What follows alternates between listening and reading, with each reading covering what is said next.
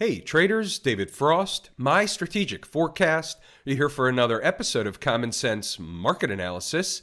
Today is Monday, March 4, 2024. We're looking at a daily chart of the SPY or Spider, which is the proxy for the S&P 500.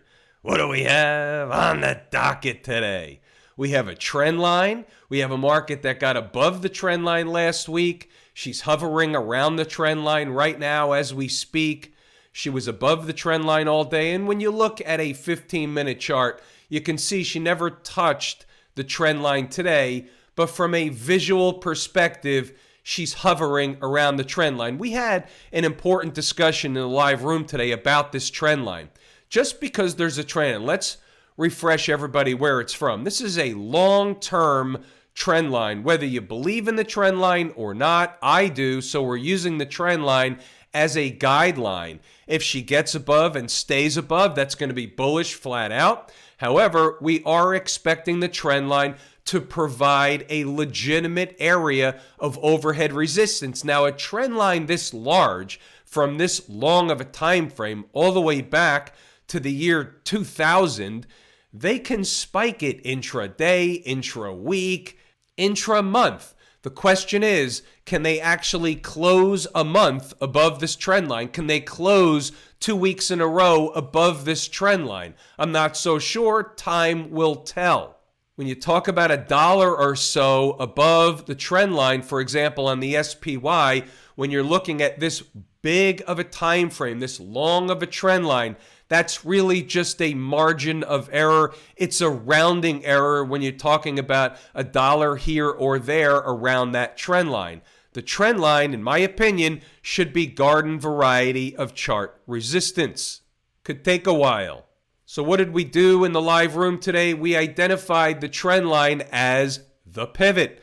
Get below the pivot, she can fall, stay above the pivot, and she can rally first to close the gap left open Friday, which she did this morning.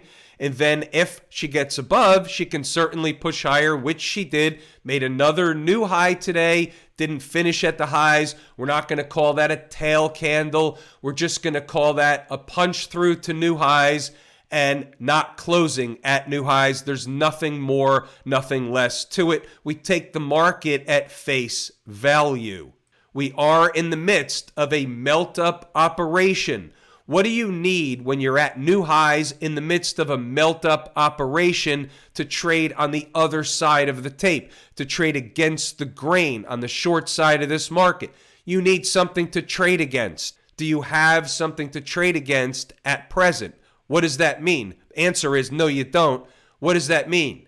Market puts in a definitive high with a volume type of reversal. That gives you something to trade against. You know, if they go above that high where they reversed from, the supposed downside energy will then be released in the upward direction, and it wasn't a top. At least you know where you're wrong. We don't have anything like that on the board just yet. Stay tuned. There's a tinfoil hat event coming up later this month. Let's see if any traders can identify specifically what that is. The next tinfoil hat event, let's hear it in the comments. Let's get some what they call engagement.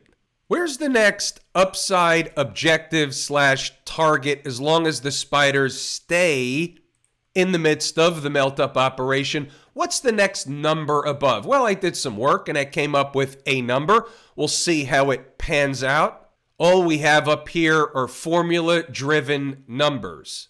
There's no prior resistance area. There's no point of reference.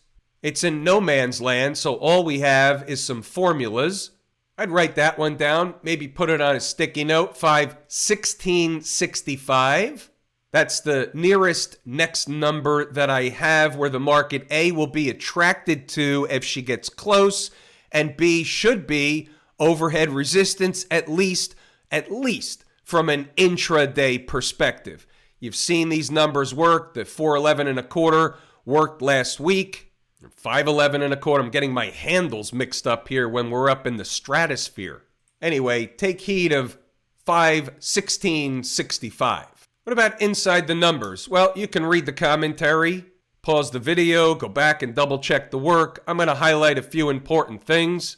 Here's what we had. This is 0 dark 30. It's real early, but the numbers held up. 512.90 is the gap left open Friday. That would be the gateway to 513.29 and higher. They did the and higher today. If they were below the trend line, they would revisit 511 and a quarter. The trend line today came in at 511.85. They didn't do the downside stuff. We had a little wisdom before the bell this morning. What do we have on the board? We talked a little bit about the trend line, wanted everybody to put things in perspective Monday morning. It was about the long-term trend lines. They don't have to be intraday resistance. They're long-term. They're bigger stuff. Think bigger than intraday. And so we had the same numbers. They never got down to the low stuff. Pause the video, read the notes, go back to the chart and double check the work. All you had was a floater. You had a chop shop. They filled the gap. They came down. They got above the gap. They got above Friday's high. They spiked a little bit higher. That was just a grinding in the midst of a melt-up type operation. Quiet Monday tape. We're not going to make a federal case out of it. We're going to take a look at some stocks on the move. We had Workday, Apple, Iridium, or that's not Iridium. I think that's Iron Mountain, Palantir, and Ring. Ring was off the board, and Iron Mountain's off the board. We'll take a look at the other ones. Workday, here's a 15-minute chart. We can nail it down to a 5-minute, and you can see what happened. Came into the first number, almost to the second, bounced right back up, gave you a base hit. Came down to the second, almost, or came up short. Did it again. Came down, hit the second number, did it again, but nobody's taking the trade in the afternoon. This is a morning business. This is the one you want down here. This is not the one where you're creeping into the number later in the day. Whether it works or not, it's the manner in which. Workday, you could see the numbers were correct. You never know which ones are going to give you a rocket ride, which ones are going to give you a base hit, which ones are going to flutter in a zone. You never know. How about Apple? Well, they opened below the first number, so it disappears. It's off the board. Second number, they hung out here for a while, hung out here for a while, hung out below there for a while, and then finally at the end of the day, they gave you a rally back just above 175. What was the high here? 175.65. I promised the guys in the room, the guys and gals in the room, they would give you 175.25 at minimum. They did that, but it took all day. It wasn't really a promise. It was more of an opinion. How about Palantir? You never know which ones are going to give you the rocket ride. Low of day, 23.53 on the button. The rest is history. They almost gave you a buck out of a $23.50 stock. That's pretty darn good. Using the new and the old math, that's around 4%. You never know which ones are going to give you the rocket ride, especially the stress-free, risk-free, emotionless trade. That was Palantir today. Real quick, let's get back to Apple for a second. One might ask, what's the next number in Apple? Let's say they're down again tomorrow. What are you targeting in Apple? What would you be trading in terms of numbers in Apple on Tuesday? Well, if it's down, I'm looking for a spike of 171. I've got it at 170.95. Maybe it's 170.90, 85, something in there. I'm looking for a spike of 171. That's my next bounce place in Apple. Write it down, put it on a sticky note. What's going on over in Camp IWM? Got a little bit of a gap in crap today. Now, they're still above all the moving averages. They're high on the chart. They're around these highs that they tested from last summer. They were up early in the day, pre-market. They were up early, and they crapped out. They finished near the lows. We're not going to make a federal case out of it just yet. It had, we'll call it on par relative strength or weakness with the SPY by the end of the day. So there's nothing material here. Just looking at the chart saying, we're watching. We're looking for clues. We're looking for evidence of something bigger than a bread box. What about the folks down at the transportation department? So what you have here is a market that's running sideways around these two converged moving averages, 20 and 50 period. Now, those aren't important anymore. They're more of a guideline. They're more of a visual guideline. Market traded up and through and back and forth through those. That diminishes the importance of those trend lines. We like them on the first hit type stuff. We'll just cut to the chase and say they're eating time off the clock running sideways around these moving averages were less important today, and therefore they're building energy to make another move higher. Where would that move higher go? Well, they would really love to get into this no man's land. This breakdown candle high is 16,048 and change. So that's really the next target, 1650, 16,050 that is. Could be in an on-time type of situation today, tomorrow. So tomorrow we've got our eye on for a pop, or eye out for a pop in team transports. Doesn't mean it will happen, but it's certainly possible. We remind ourselves of the weekly chart. The trend is your friend, above all the moving averages. This is just going back and forth in this box. You got to break this down to this kind of stuff. You say, well, what's going on in here? Nothing. Above all the moving averages, they're just going back and forth, back and forth. It doesn't matter how many points this is. From a intraday trader perspective, tons of points, many trades, all that stuff, that's fine.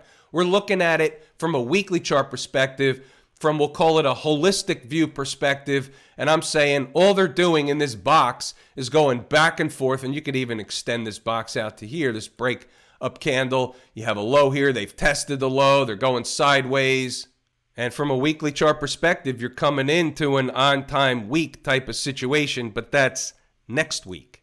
Call it next week, the week after, maybe leading into the, tinfoil hat event. What happens into those tinfoil hat events? Well, markets can trade down or up into those events. Not every time. It's not a guarantee, but they do it a lot. And there are also some reversals around the tinfoil hat events. If you've been around here long enough with me, then you've seen this enough times to know that that's something you can't just brush under the rug.